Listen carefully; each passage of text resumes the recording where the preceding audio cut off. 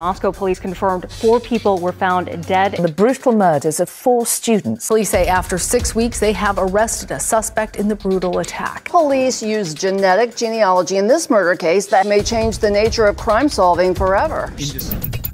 What was this exciting new law enforcement technology used to break the Idaho case wide open? And how has it found itself at the center of a heated new debate over your individual privacy rights? I did the first case ever with forensic genetic genealogy in 2011, and I solved the first case in 2015. This is the first real development in human identification in 30 years for law enforcement. Was read aloud. Though Koberger's trial is far from over, it seems forensic genealogy played a crucial role in law enforcement's investigation and in forging a path towards justice. However, there are still major challenges ahead for the mainstream acceptance of FGG. I can say I'm up. So Kaylee, contamination of DNA evidence may be influencing this case.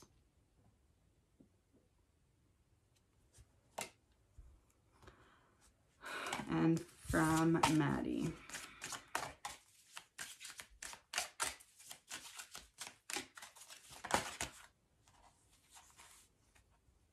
Illegal activities played a role. There's certain elements that point to reasonable doubt, such as if your phone's in one place, but you're in another, but in court, my phone didn't ping there. My phone pinged in this town. How my phone pinged there. How would I be there if my phone pinged there? That's reasonable doubt. Let me go,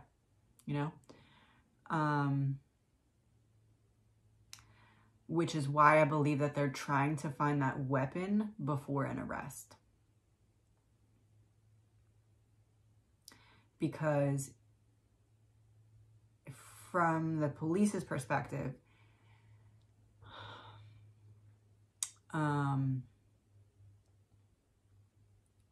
believe it or not, I don't know if DNA is going to be as helpful as one would have believed it could have been in the beginning of this case. I think there were certain precautions taken, as well as contamination of the crime scene, because there was other people through it before it could be contained. So I think that some of that little bit of pushback, is pushback the right word? The police haven't given a lot of information, like free flow, not a lot of information, keeping it close to their chest. I understand why. However, they get a little, it seems as though they get a little agitated because it's like they're not understanding the frustration from the public. Like, everyone's speculating, coming up with their own thoughts and ideas. That's very frustrating to them. However, it's because there's not a lot of information out. But I do feel as though the reason that is that way is because they have bits and pieces of proof, or at least a solid theory, but there's other factors in the investigation as a whole that's poking holes in that,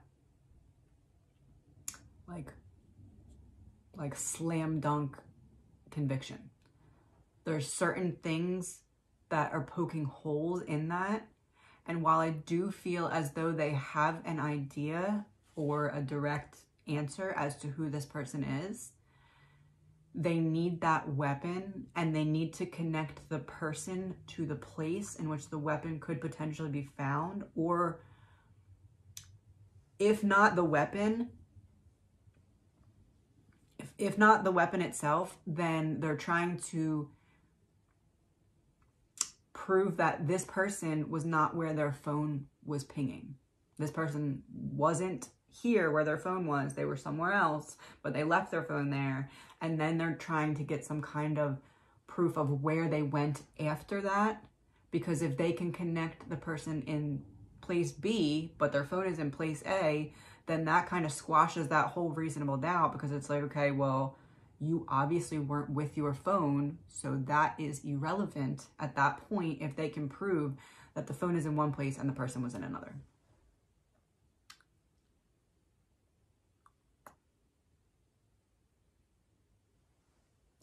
I want to pull one more of these, the crime scene cards.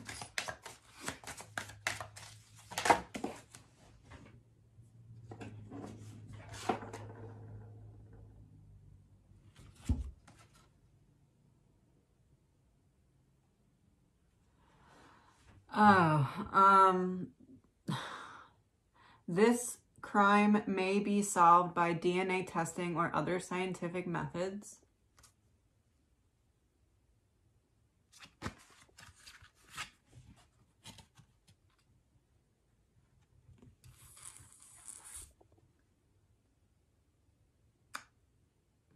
Cell phone records may provide important clues.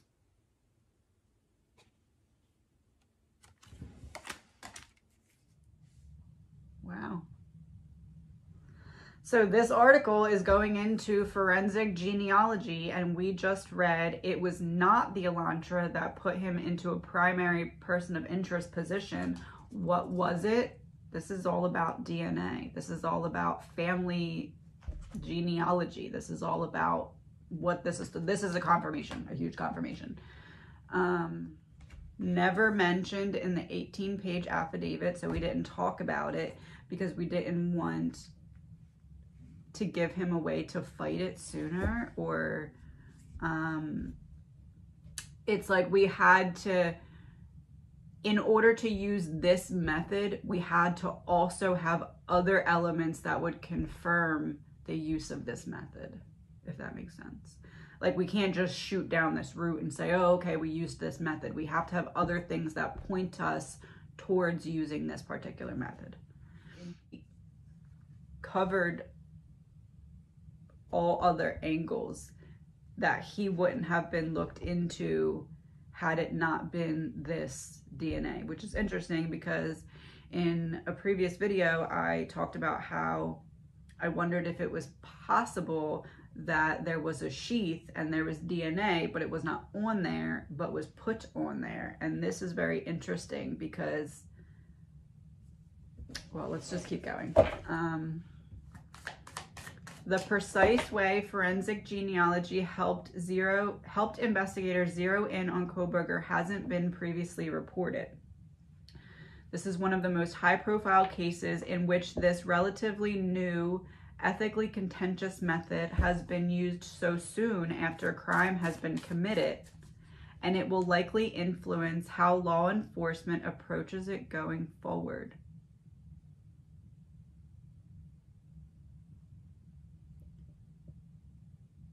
One of the clips that I posted the other day from an old reading, I said Brian wanted to get in with the police, commit a crime, and then see how that crime affected how things were done. That's alignment. That's a huge alignment. I'm actually going to pause so I can insert that clip. Hold on. To confirm, I feel like ideally for Brian, he would have liked to have gotten that job, or at least gotten his foot in the door where the job was starting to process. That's what he was waiting for. He ran out of time because Kaylee was leaving. His ideal would have been to get like the processing started, or just like get started in the job. I don't know, whatever. But get in with the police, commit this crime, get away with it because he thought he was so smart, and then be in the police inner circle as he sees how this crime is impacting what is done. It's not that he wanted to study the criminal's mind so that he could understand the whole buildup of the processes from the standpoint of the police and investigators. So like, he wanted to commit a crime. He wanted to get in with the police, commit a crime, and then already be in with the police so he could see how that crime that he got away with impacts the police force and detectives, so that he would know what other crimes he could get away with and how he could do that. This was a long-term game for him. A very long-term game for him.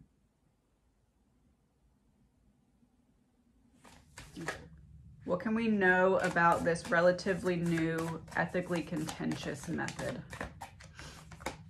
King of Pentacles, Ace of Cups.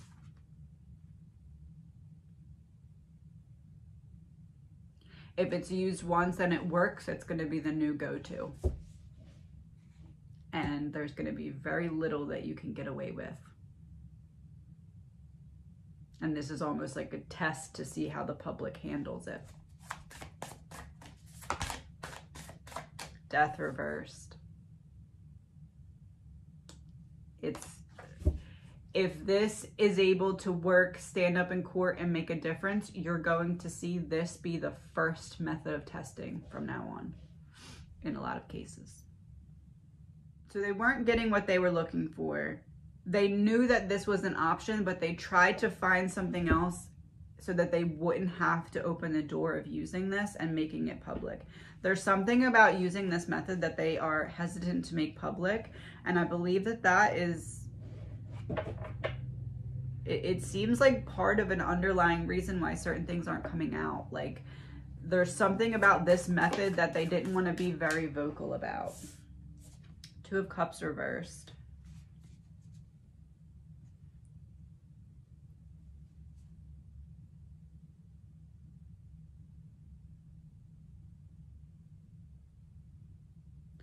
Is it possible this method has been used before, but like not,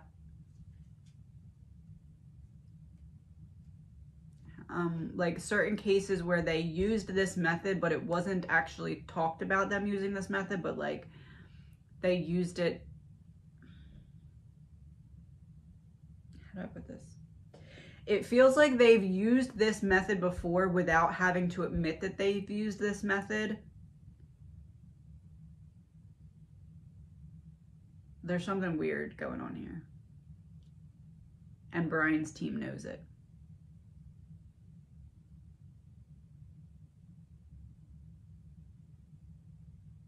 Like, let's say in another case, they can't figure out who the person is, but they have other evidence. So then they use this method, find out who the person is, and then fit that other evidence.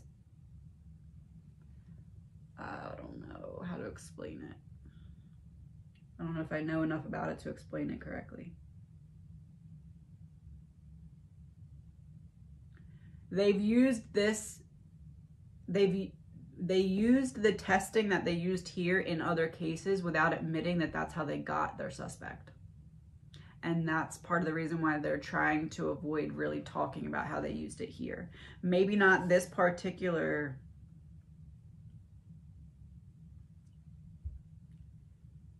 No, it would have to be this particular agency.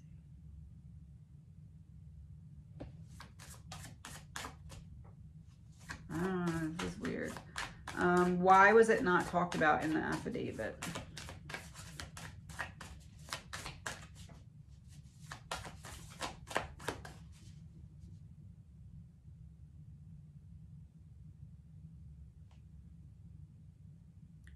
Yeah, the Queen also deals with an unpleasant truth or a lie and a deceased spirit. And the Jack also deals with a witness.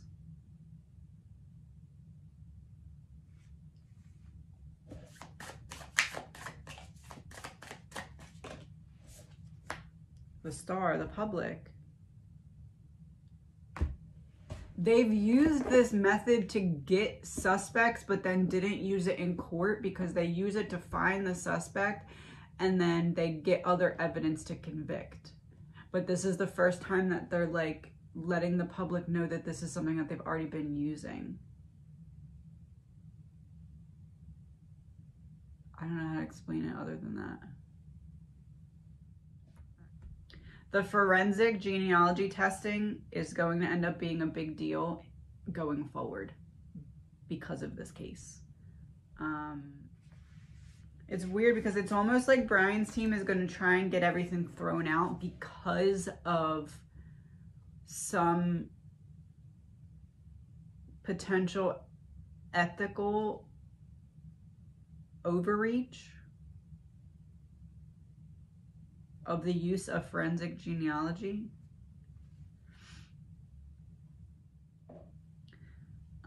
The use of forensic genealogy also underlines that the current storyline about how police identified their suspect, which some are suggesting.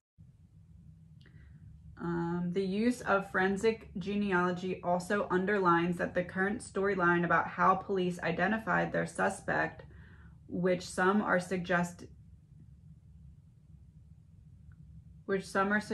is a model, is missing pivotal details.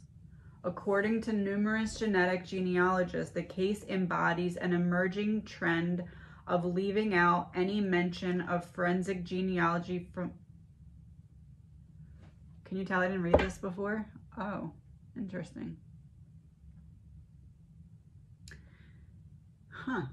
Some are suggesting is a model, missing pivotal details.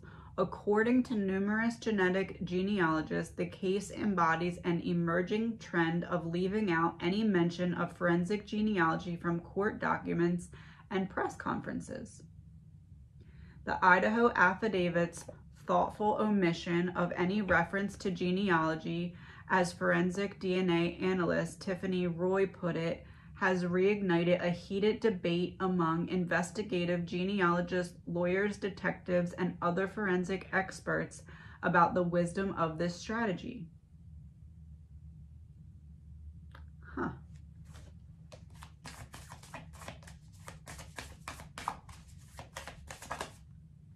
The sun shining light on something, seeing if it can be used as absolute truth or not. The Hermit reverse.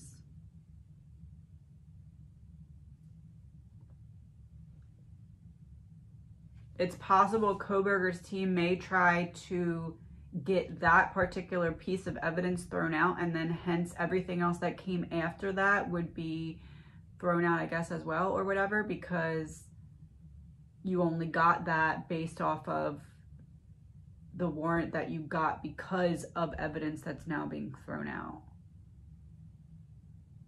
That may be the root of their part of their strategy here. They say they're not able to use Ancestry and 23andMe, but they do. They do.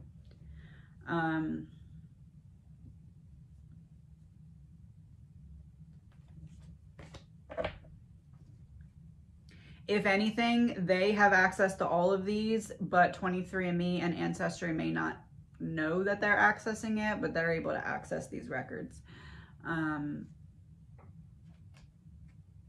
Maybe I shouldn't say that, but oh well, it's too late. I already did. They are able to, what is going on? They're able to access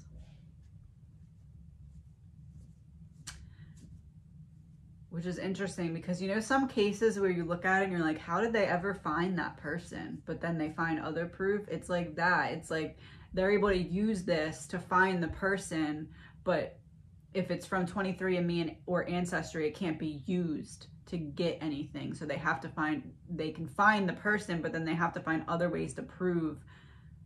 They have to make it look like they got to the person a different way. But with GED match and family tree DNA, they can use it more straightforward because you've signed up to be able to use it, but they're using it either way, allegedly, my opinion. Who is also the director of the Idaho Innocence Project, having worked on 2 cases in Idaho in which forensic genealogy helped clear 2 people who were wrongfully convicted of murder. He knows firsthand that the foundational science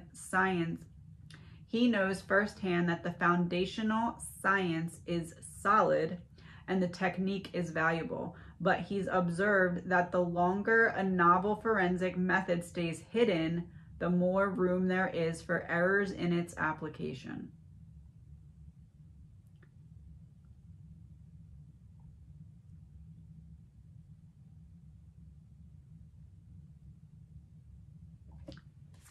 Yeah, they're gonna try to use the fact that it wasn't like, you don't trust it enough to write it in the report, but you based everything else that you got off of that information. So if it's not trustworthy, how can we trust it?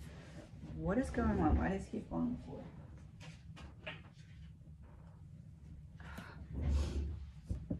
Nine of Pentacles reversed, Four of Wands, King of Cups reversed, Three of Swords.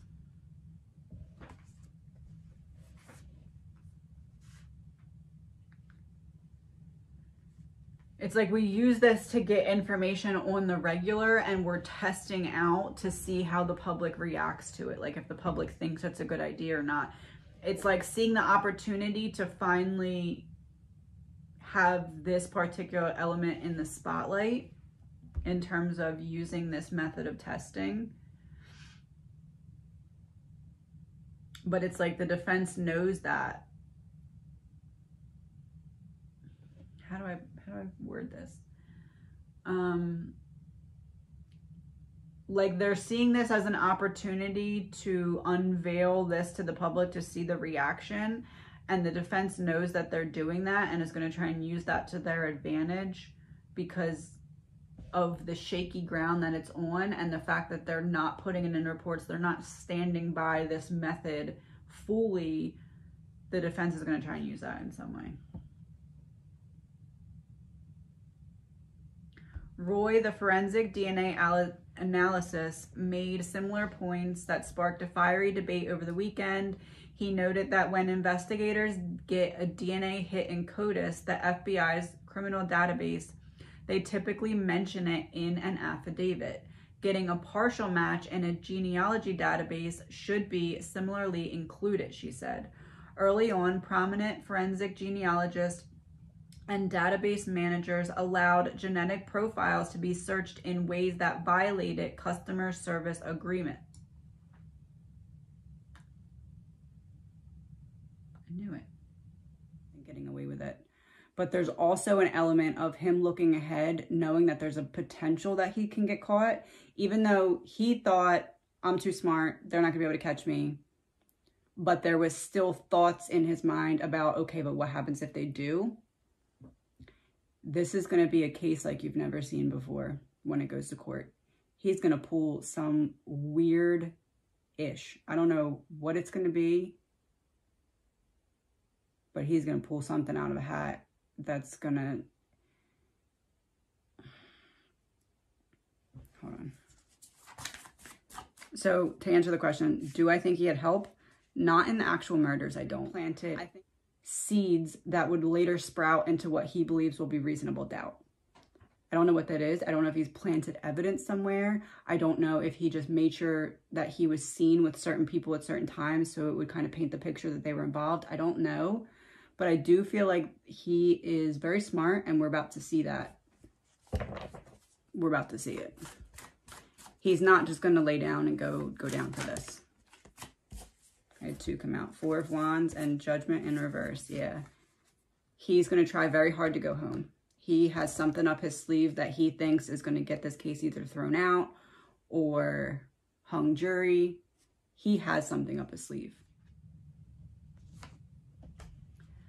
The defense is going to try and get the entire case thrown out based off of the testing of forensic genealogy.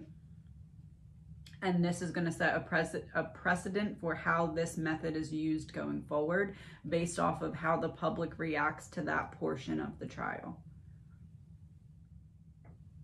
PSYOP, which is used in the support of special operations, unconventional warfare, and counterinsurgency operations. I'm not saying that these murders are a PSYOP, but I feel like what has come since then has been an opportunity to test the public's reaction about certain things. And I think that genetic testing is getting its day in the sun to see how the public reacts to certain elements of that within the context of this highly publicized trial. That'll make more sense as the trial unfolds, I believe, but it is going to play a major role in this trial, and whatever happens in this trial is going to play a major role in every trial going forward that could potentially use this method of testing. So the murders, I don't believe are a psyop. I believe it's real. I'm not saying that at all, but I'm saying that it's like the opportunity to test certain things because of how this trial has unfolded so far. Allegedly, my opinion.